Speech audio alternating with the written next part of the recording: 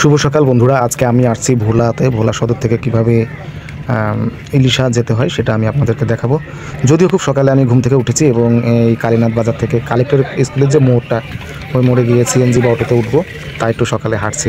আপনারা যে ব্রিজটাতে দেখতে পাচ্ছেন, এই ব্রিজ থেকে দেখা যাচ্ছে যে ভোলা শহরের যে খাল, অর্থাৎ বড় নদী থেকে এই খালের মাধ্যমে ছোট ছোট নৌকা বা মালবাহী ট্রলার, জাহাজ এই শহরের মধ্যে ঢোকে। আসলে ভোলার নদীমাতৃক যে পরিবেশ খুবই চমৎকার, আর সকালের সৌন্দর্য তো আসলে না দেখলে উপলব্ধি করা যায় না।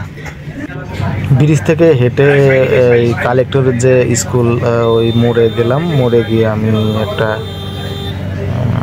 সিএনজিতে উঠলাম।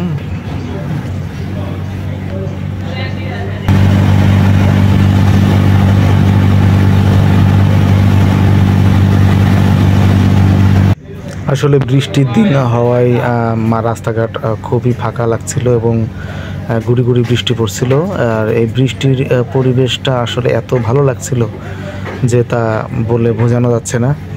আর বর্ষাকালে নদী ভ্রমণ যদিও বিপজ্জনক, তারপরেও আসলে ভালো লাগে যদি আপনি সেফলি ভ্রমণ করেন।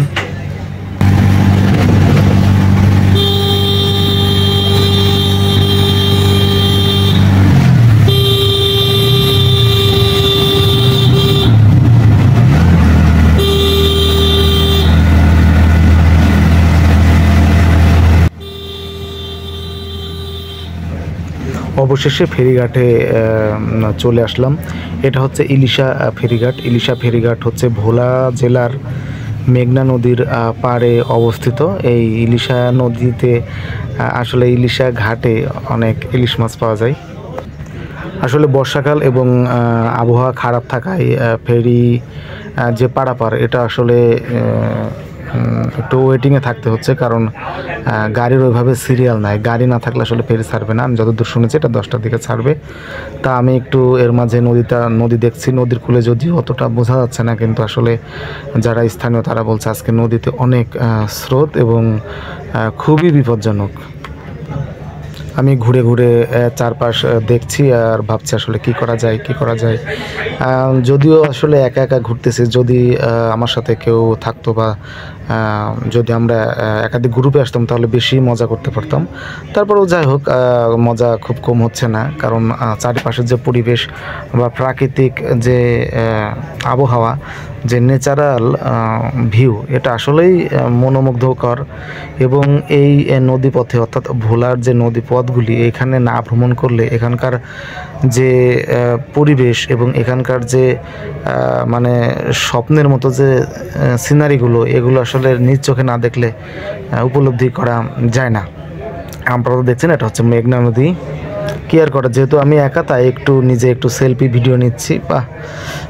ভালোই লাগতেছে, কিন্তু যদি কেউ ভিডিও করে দিত অবশ্য বেশি ভালো লাগতো।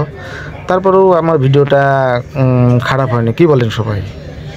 কমেন্টস করেন।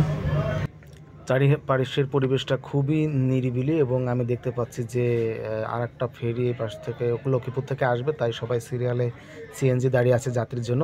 আর এইদিকে যে ট্রাকগুলো দেখতে পাচ্ছেন, এগুলো হচ্ছে লক্ষ্মীপুর যাবে। এই ট্রাকগুলো যে লঞ্চে উঠবে সেটা বা ফেরিতে উঠবে, আমি সেখানে উঠবো। ফেরির অপেক্ষায় থাকছি এবং ভাবছি যে কিছু একটা খাওয়া দরকার। তাই ভাইকে বললাম, ভাই সুন্দর করে একটা ডিম ভাজি করেন এবং পরোটা দিন, আমি বসে মজা করে খাই।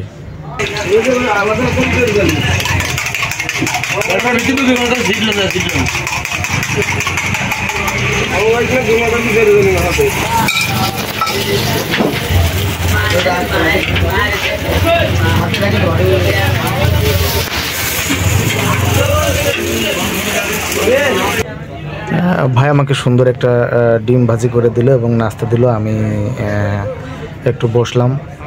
এই তো ভাই সুন্দর আমার খাবারটা রেডি করে দিল। কি মজা! আসলে এই নদীপথের যে খাওয়া দাওয়া বা রান্নাবাড়া, এটা বাসা থেকে অনেক সুন্দর লাগে। জানি না কেন তো সুন্দর লাগে। যাই হোক ভিউয়ার্স, আমি ছোট্ট একটা ট্যুর, অর্থাৎ ভোলা সদর থেকে ইলিশা ঘাট পর্যন্ত আমি ছোট্ট একটা ট্যুর আমি আপনাদেরকে দেখালাম। আমার এই ভিডিও যদি বিন্দুমাত্র ভালো লেগে থাকে অবশ্যই লাইক, কমেন্ট, শেয়ার করবেন এবং সাবস্ক্রাইব করে আমার পরবর্তী ভিডিও দেওয়ার উৎসাহ দিবেন। সবাইকে ধন্যবাদ। Tata, good night.